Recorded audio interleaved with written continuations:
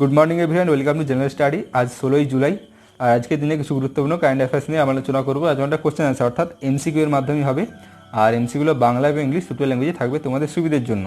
আর এই পিডিএফটা নিচে রেডি করা আছে, নিচে লিঙ্ক দেওয়া আছে, ওখানে ডাউনলোড করে নিতে পারো। আর পিডিএফের মধ্যে অ্যান্সারগুলো অন্য কালার দিয়ে হাইলাইট করা আছে, যাতে তোমরা পরে যদি ডাউনলোড করে পিডিএফটি রিভাইজ করতে চাও তো তোমাদের কোনো অসুবিধা হবে না। তো চলো শুরু করা যাক। শুরু করার চ্যানেলটা অবশ্যই সাবস্ক্রাইব করে নিও ডেইলি কারেন্ট অ্যাফেয়ার্সের এবং জেএম সায়েন্সের আপডেটের জন্য। তো প্রথম প্রশ্ন, রেলপথ মন্ত্রক কোন বছর ভারতীয় রেলপথকে সবুজ রেলপথে রূপান্তর করার লক্ষ্য নির্ধারণ করেছে? গ্রিন রেলওয়ে বানানোর নির্ধারণ করেছে কোন বছরের মধ্যে? Railway ministry. তো অপশন রয়েছে 2023, 2030, 2050, অপশন ডি হচ্ছে 2025। তো একের অ্যান্সার হবে অপশন বি, অর্থাৎ 2030-এর মধ্যে রেলওয়ে মিনিস্ট্রি রেলপথকে গ্রিন রেলওয়েতে ট্রান্সফর্ম করার লক্ষ্যমাত্রা রেখেছে 2023-এর মধ্যে, 30-এর মধ্যে। দ্বিতীয় প্রশ্ন, মোহনবাগান রত্ন পুরস্কার 2020, মোহনবাগান রত্ন অ্যাওয়ার্ড 2020 এর বিজয়ীদের নাম কি? তো অপশানগুলো দেওয়া রয়েছে এখানে। অ্যান্সার হবে, দুয়ের অ্যান্সার হবে অপশান সি, অর্থাৎ গুরবক্স সিং এবং পলাশ নন্দী, এই দুজনকে 2020 মোহনবাগান রত্ন অ্যাওয়ার্ড দেওয়া হয়েছে।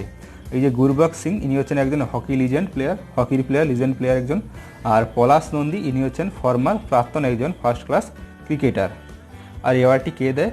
ফুটবল ক্লাব মোহনবাগানের এক্সিকিউটিভ কমিটির দ্বারা এই অ্যাওয়ার্ডটি দেওয়া হয়ে থাকে। মোহনবাগান রত্ন অ্যাওয়ার্ড 2020 2020 জন্য দুজন পেয়েছেন, গুরবক্স সিং এবং পলাশ নন্দী। কোশ্চেন নাম্বার 3, বিসিসিআই এর অন্তর্বর্তীকালীন প্রধান নির্বাহী কর্মকর্তা অর্থাৎ চিফ এক্সিকিউটিভ অফিসার সিইও হিসাবে কে শপথ গ্রহণ করেছেন রাহুল জোহরির অবসরের পর? সম্প্রতি রাহুল জোহরি রিজাইন করেছিলেন সিইও পদ থেকে বিসিসিআই। তো বর্তমানে কে নিযুক্ত হয়েছেন, তার জায়গায় কে নিযুক্ত হয়েছেন অন্তর্বর্তীকালীন, অর্থাৎ পার্মানেন্ট নয়। তো কে নিযুক্ত হয়েছেন? তো অপশান রয়েছে অরুণ সিং ধুমাল, অপশান বি হচ্ছে Brijesh Patel, option C Jayesh George, option D হচ্ছে হেমন্ত আমিন। তো তিনের অ্যান্সার হবে অপশান ডি, অর্থাৎ বর্তমানে অন্তর্বর্তীকালীন প্রধান নির্বাহী অর্থাৎ সিইও হচ্ছেন বিসিসিআই নিযুক্ত হয়েছেন হেমন্ত আমিন, আর ইনি হচ্ছেন আইপিএল এর ইন্ডিয়ান প্রিমিয়ার লিগের চিফ অপারেটিং অফিসার ছিলেন। তো নামটা কি? হেমন্ত আমিন।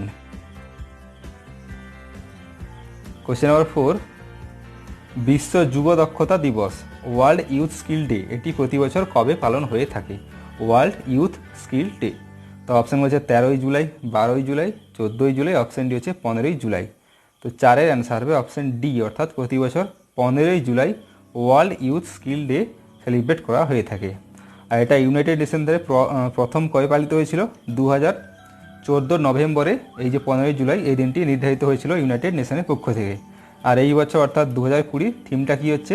Skill for a রেসিলিয়েন্ট youth. এটা হচ্ছে 2020 ওয়ার্ল্ড ইউথ স্কিল ডের থিম। কোশ্চেন নাম্বার 5, ভারতীয় রেলপথ কোভিড-19-এর বিরুদ্ধে লড়াই করতে পোস্ট কোভিড কোচ নামের একটি ইঞ্জিন বা আলাদা কোচ চালু করেছে। তো এই কোচটি ভারতীয় রেলের কোন ইউনিট দ্বারা তৈরি করা হয়েছে? এই পোস্ট কোভিড কোচটি কোন ইউনিট দ্বারা, ইন্ডিয়ান রেলওয়ের কোন ইউনিট দ্বারা তৈরি করা হয়েছে?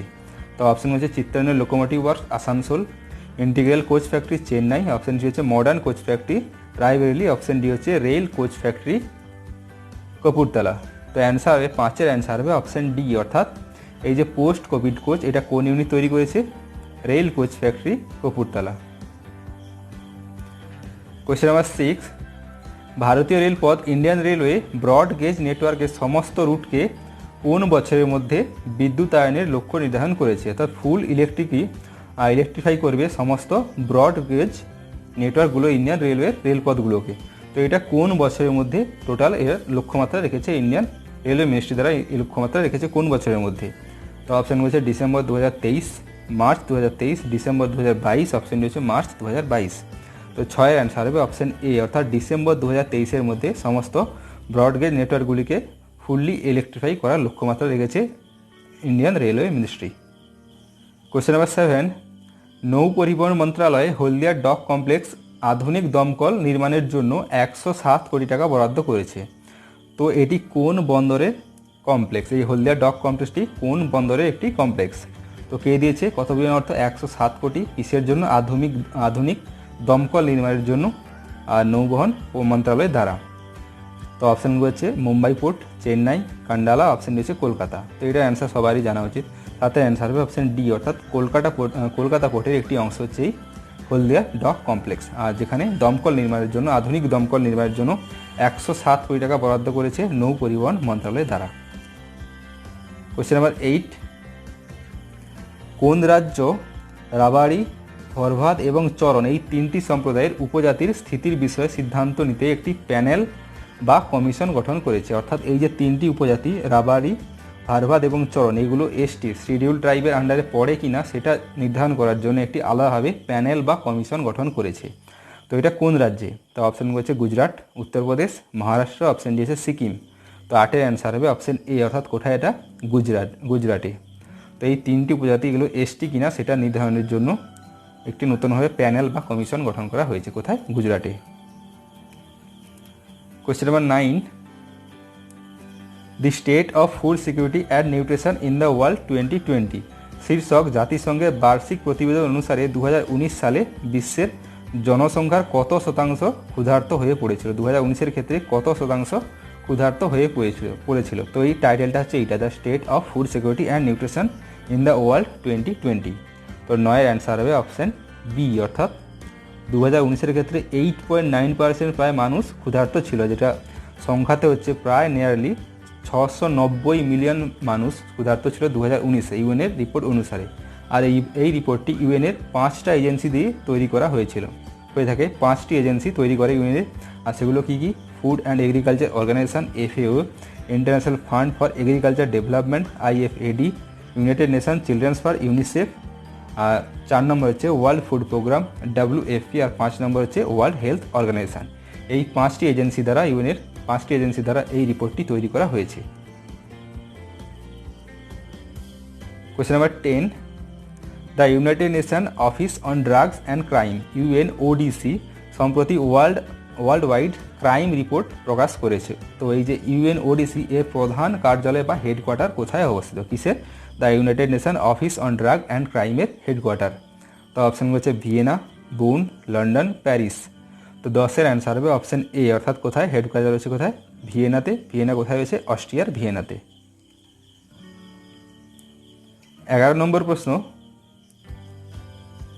2020-র 12ই জুলাই নাবার্ডের প্রতিষ্ঠা দিবসের কত নম্বর সংস্করণ উদযাপিত হয়েছে? অর্থাৎ 2020 12ই জুলাইটা নাবার্ডের প্রতিস্থাপনের কত নম্বর প্রতিষ্ঠাতা দিবস? তো অপশান হচ্ছে 39 নম্বর, 44, 37, অপশান ডি হচ্ছে 21 নম্বর। তো 11-এর অ্যান্সার হবে অপশান এ, অর্থাৎ 39তম হচ্ছে 2020 হচ্ছে 39তম নাবার্ডের প্রতিষ্ঠাতা দিবস। আর সেলিব্রেট কবে হয়েছিল? 13 জুলাই, কিন্তু প্রতিষ্ঠা দিবস হচ্ছে কিন্তু 12ই জুলাই, সেলিব্রেট হয়েছিল 2020-তে 13ই জুলাই। আর নাবার্ডের full form national bank for agriculture and rural development. আর এই দিনটিতে এরা একটি ডিজিটাল চপল নামে একটি ভিডিও কনফারেন্সিং করেছিল, যেটা হচ্ছে ভারতের বিভিন্ন প্রান্তের কৃষকদের সঙ্গে এরা ভিডিও কনফারেন্সের মাধ্যমে কমিউনিকেট করেছিল। আর এই যে নতুন যেটার নামটা কী হচ্ছে? ডিজিটাল চপল। 12 নম্বর প্রশ্ন, 14ই জুলাই 2020 প্রকাশিত ব্লুমবার্গ বিলিয়নার সূচি অনুসারে বিশ্বের শীর্ষ ধনী ব্যক্তিদের তালিকায় মুকেশ আম্বানির র্যাঙ্ক কত? মুকেশ আম্বানির র্যাঙ্ক কত? কবে প্রকাশিত হয়েছিল? 14ই জুলাই। আর কোন ব্লুমবার্গ বিলিয়নার্স ইন্ডেক্স অনুসারে? তো অপশানগুলো হচ্ছে 6 নম্বরে, 5 নম্বরে, 3 নম্বরে, অপশান ডি হচ্ছে 4 নম্বরে। তো 12-এর অ্যান্সার হবে অপশান এ, অর্থাৎ মুকেশ আম্বানির র্যাঙ্ক হচ্ছে 6 নম্বরে ওয়ার্ল্ড ওয়াইড পুরো। আর টোটাল ওট কত হচ্ছে? 72.4 বিলিয়ন। আর প্রথম অর্থাৎ সব থেকে বেশি বিলিয়ন টপ রয়েছে, 1 নম্বরে রয়েছে ওয়ার্ল্ড ওয়াইড জেফ বেজস। তার ইউএসডি কত? নেট ওট কত? 184 বিলিয়ন, 184, যেখানে মুকেশ আম্বানি হচ্ছে 72.4। আর সেকেন্ড পজিশনে রয়েছে বিল গেটস, যার নেট ওট হচ্ছে 115 বিলিয়ন। আর থার্ডে রয়েছে বেনার্ড আর্নল্ড, তার ওট হচ্ছে টোটাল হচ্ছে 94.5 বিলিয়ন। আর ভারতের থেকে টপ 100-এর মধ্যে টোটাল 3 জন রয়েছে, তার মধ্যে একজন তো 6 নম্বরে মুকেশ আম্বানি, আর তারপরে রয়েছে 77-এ রয়েছে আজিম প্রেমজি, তার নেট ওট হচ্ছে 16.9 বিলিয়ন। আর 89-এ রয়েছে শিব নাদার, তার নেট ওট হচ্ছে কত? 15.8 বিলিয়ন। তো টপ 100-এর মধ্যে ভারত থেকে 3 জন রয়েছে বিলিয়নিয়ার্স। 13 নম্বর, কোন আইআইটি আশেপাশের কোভিড মুক্ত করতে সুদ নামের একটি আলট্রাভায়োলেট স্যানিটাইজিং ডিভাইস তৈরি করেছে?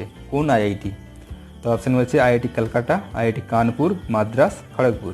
তো 13-এর অ্যান্সার হবে অপশন বি অর্থাৎ আইআইটি কানপুর এটি তৈরি করেছে সুদ নামের একটি আলট্রাভায়োলেটের মাধ্যমে কোভিড-19 ভাইরাসগুলো ডিসইনফেক্টেন্ট করার জন্য ডিভাইস। তো নামটা কি? সুদ।